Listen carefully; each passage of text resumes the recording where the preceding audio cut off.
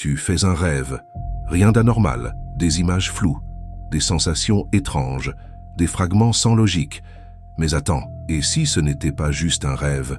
Puis tu te réveilles, et comme tous les rêves, tu oublies. Enfin, normalement, mais pas cette fois. Pourquoi? Parce que quelques heures plus tard, ce que tu as vu se produit exactement. Même lieu, même scène, même détail. Coïncidence ou quelque chose de bien plus inquiétant? Et là, tout bascule. Parce que ce n'est plus un rêve, c'est une anticipation, une vision. Mais alors, comment ton cerveau peut-il voir quelque chose qui n'existe pas encore? Impossible?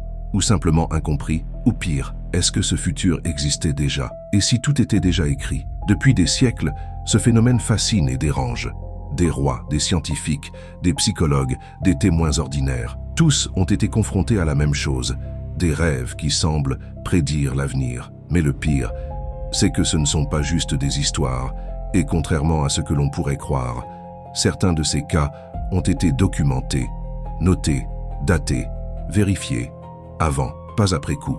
Et là, tout change, parce que si un rêve est écrit avant qu'un événement se produise, alors ce n'est plus une coïncidence, c'est un problème pour la logique, un problème pour la science, un problème pour notre compréhension du temps. Et tout commence avec un cas précis, un cas simple, mais impossible à ignorer. 1979. Une femme se réveille en pleine nuit.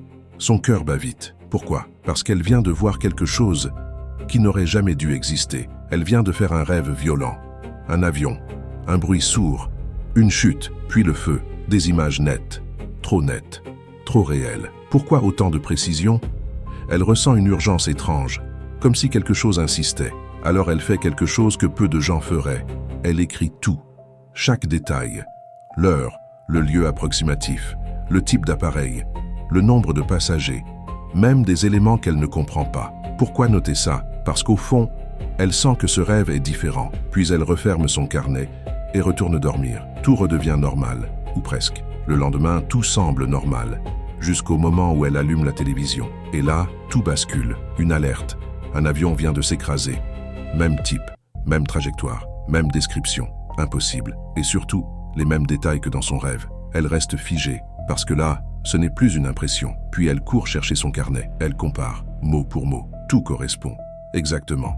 Pas une erreur, pas une approximation. Alors une question surgit. Comment est-ce possible? Parce que ce n'est pas une intuition, ce n'est pas une peur, c'est une précision. Et la précision ne laisse pas de place au hasard. Ce cas aurait pu être isolé. Un simple accident. Une coïncidence improbable. Mais est-ce vraiment le cas? Non. Et c'est là que ça devient inquiétant. Des dizaines, puis des centaines de témoignages similaires apparaissent, partout, dans différents pays, à différentes époques, toujours le même schéma. Un rêve, un détail précis, puis un événement réel qui correspond. Trop répétitif pour être ignoré. Certains scientifiques tentent de rationaliser. Ils parlent de biais de confirmation, de mémoire reconstruite, d'illusion. Mais est-ce suffisant? Non, parce qu'un problème persiste, et il est majeur. Dans plusieurs cas, les rêves ont été écrits avant les événements. Avant, pas après. Datés, signés, parfois même envoyés à d'autres personnes. Impossible à falsifier. Alors la science hésite. Elle doute, mais elle ne peut pas ignorer. Parce que ces cas existent, et ils dérangent. Et plus les chercheurs creusent, plus ils trouvent des récits similaires. Des rêves qui décrivent des lieux inconnus, des événements rares, des détails techniques, des noms, des visages, des choses qu'une personne ne peut pas inventer facilement. Et surtout, des choses qu'elle n'aurait aucun moyen de connaître. Alors, d'où viennent-elles? Pour comprendre, les chercheurs se tournent vers le cerveau. Logique, mais est-ce suffisant? Pendant le sommeil, ton esprit ne s'arrête pas. Au contraire, il devient plus actif, plus libre. Il mélange souvenirs, émotions, peurs et informations. Il crée des scénarios. Il simule. Certains pensent que les rêves ne sont que des projections, des calculs inconscients. Ton cerveau analyserait le présent pour anticiper le futur, comme une machine, silencieuse, mais redoutablement efficace. Mais est-ce vraiment ça? Parce que cette théorie a une faille. Elle explique les tendances, pas les détails. Elle explique une probabilité, pas une précision. Et c'est là que tout change. Alors une autre hypothèse apparaît, plus dérangeante. Et si le cerveau ne créait pas ces images? Et s'il les recevait? Recevoir? Mais quoi exactement? Certains chercheurs parlent de temps non linéaire. Une idée difficile à accepter. Parce que pour nous, le temps est simple. Passé, présent, futur. Mais en physique, ce n'est pas si simple. Certaines théories suggèrent que tout pourrait exister en même temps, comme un film déjà enregistré, que l'on lit simplement image par image. Et si c'était vrai, si cela est vrai, alors le futur existe déjà, quelque part, invisible, mais réel.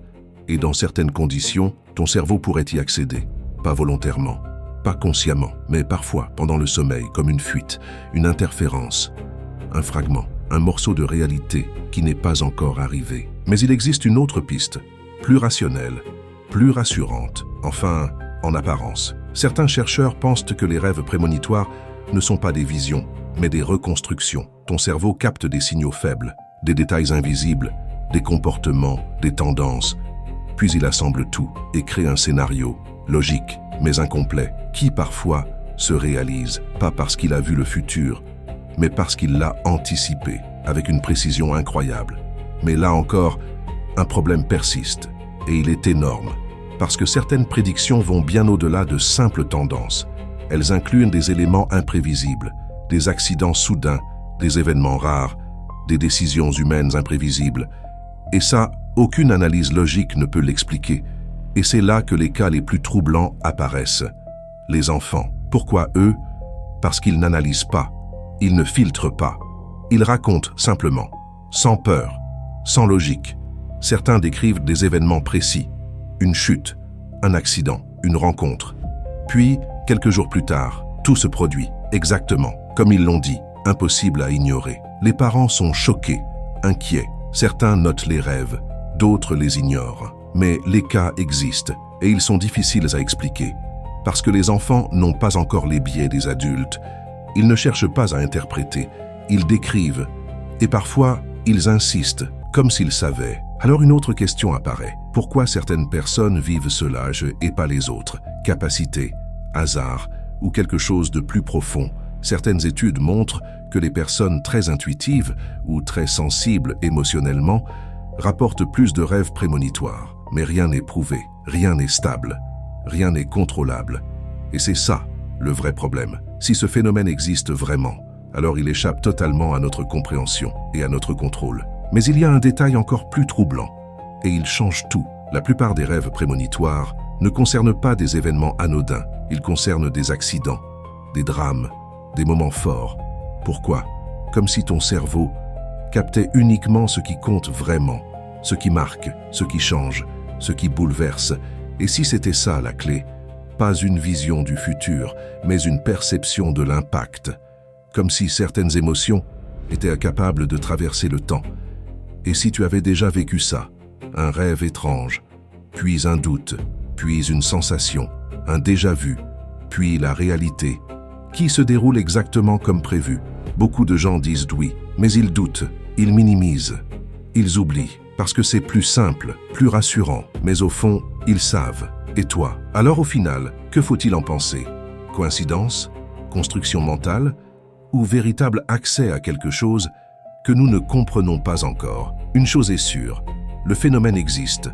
Les témoignages sont là, les preuves, parfois aussi. Et même si la science n'a pas encore de réponse, elle ne peut plus ignorer la question. Parce que si un jour on prouve que le futur peut être perçu, alors tout change. Tout. Et toi, est-ce que tu as déjà fait un rêve qui s'est réalisé? Dis-le en commentaire, parce que certaines histoires ne sont pas des coïncidences. Et si tu veux découvrir d'autres mystères réels, abonne-toi, parce que le prochain va encore plus loin.